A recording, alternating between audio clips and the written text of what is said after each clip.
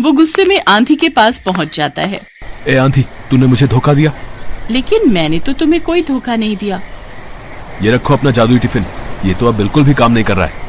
लेकिन ये तो वो टिफिन है ही नहीं जो मैंने तुम्हें दिया था।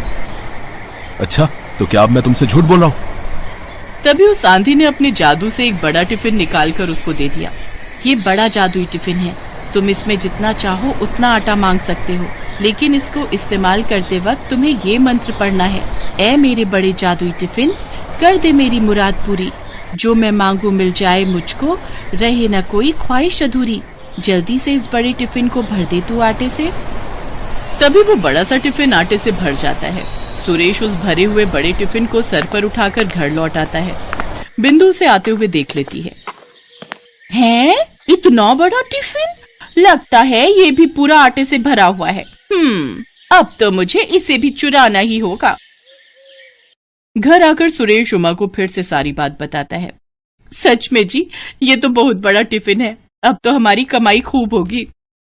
हाँ उमा, जितना पहले मैं महीने भर में जाकर कमाता था, उतना अब मैं एक दिन में कमाऊंगा और मैं खुद का आटे का बड़ा सा गोदाम खोलूंगा। हाय, मुझे तो अभी से ही सोच सोच कर खुशी हो रही है। तनी एक बार हमको भी तो जादू दिखाओ ना। सुरेश ने उस बड़े टिफिन के आटे को कनस्तर में डाला और मंत्र पढ़ने लगा। ऐ मेरे बड़े जादुई टिफिन, कर दे मेरी मुराद पूरी, जो मैं मांगू मिल जाए मुझको, रहे ना कोई ख्वाहिश अधूरी, जल्दी से इस बड़े टिफिन को भर दे तू आटे से।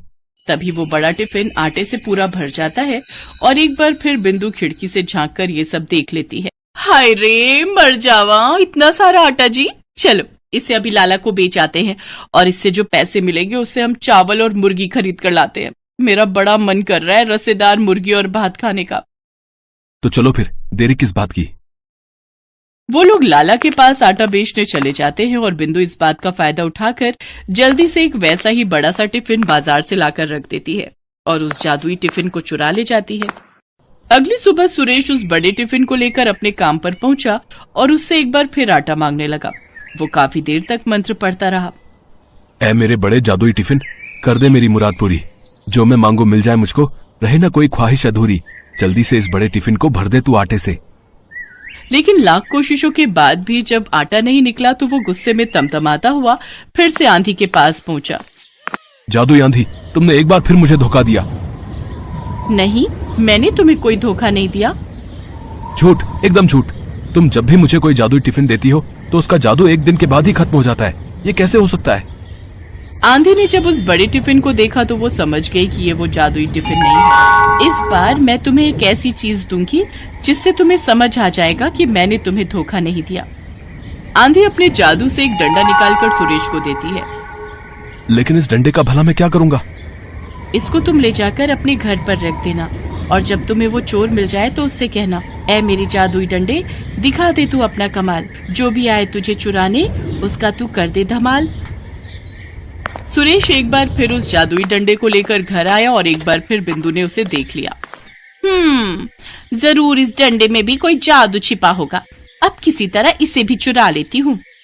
अगले दिन मोनी जब स्कूल गई हुई थी तो सुरेश और उमा ने घर से बाहर जाने का नाटक किया और दरवाजा खुला छोड़कर चले गए। इस बाट में बैठी बिंदु जल्दी से उनके घर के अंदर जाती है और उस डंडे को चुराने की कोशिश करती है। लगता है सभी बाहर गए हैं। जैसे ही बिंदु ने उस डंडे को हाथ लगाया तभी सुरेश और उमा वहां आ गए और सुरेश ने मंत्र पढ़ना शुरू किया। ऐ मेरे जादुई डंडे, दिखा दे तू अपना कमाल, जो भी आए तुझे चुराने उसका तो कर दे धमाल। तभी वो डंडा बिंदु को पीटने लगा। अरे रे, मर गई रे, मर गई। हाय दैया, कोई मुझे बचा लो।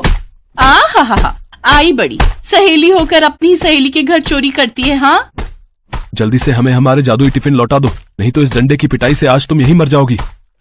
हाँ, अभी लाती हूँ। जब तक बिंदु ने सुरेश को उसकी अमानत नहीं लौटाई तब तक उस डंडे ने उसकी पिटाई जारी रखी। बिंदु दौड़कर अपने घर गई और वो दोनों जादुई टिफिन लाकर सुरेश को दे दिए। अब रुक जाओ जादुई डंडे, अब आज के बाद हमारी कोई चीज चुराई ना तो याद रखना। हाय, इतनी मार खाने के बाद तो मैं तुम्हारी क्या, किसी की भी कोई चीज नहीं चुरा।